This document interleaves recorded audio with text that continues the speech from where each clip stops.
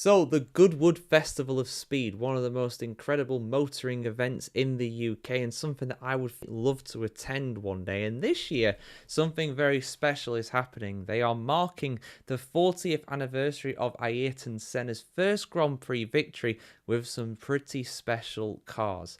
Let's have a look at this, guys. Full article on the motoringchronicle.com.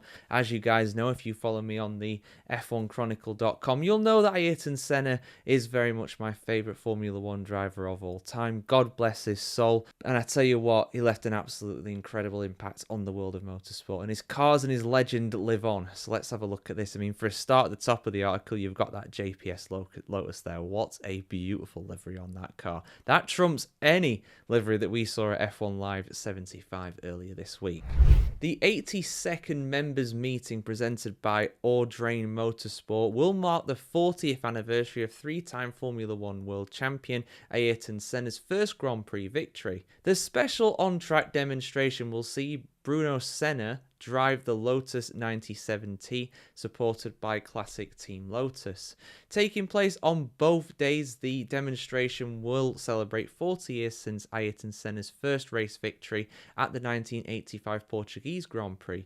Senna's first race win was indicative of his incredible skill, particularly in wet conditions, with a decisive victory from pole position. Classic Team Lotus will run the 97T in its iconic livery, which has previously taken to the Festival of Speed hill climb on a number of occasions, and was last at the Goodwood Motor Circuit to commemorate 30 years since Senna's final championship win in 2021. Goodwood remembered Ayrton Senna at the 78th members meeting in 2021, where Bruno Senna drove his 1991 World Championship McLaren MP46. The autumnal atmosphere and the lone V6 lapping the motor circuit made for an incredibly poignant moment. Bruno will return to Goodwood at the 82nd members meeting to drive the 97T in what's set to be a touching tribute to his uncle's life and legendary racing career.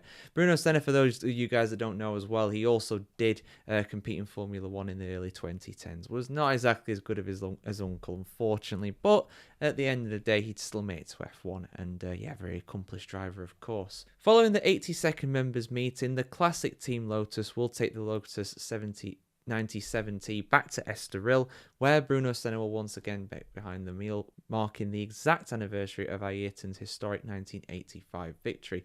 Speaking ahead of the celebration, Clive Chapman from Classic Team Lotus said, I imagine that's either going to be Colin's son or grandson, Ayrton's first win was a great moment for him, Team Lotus and F1.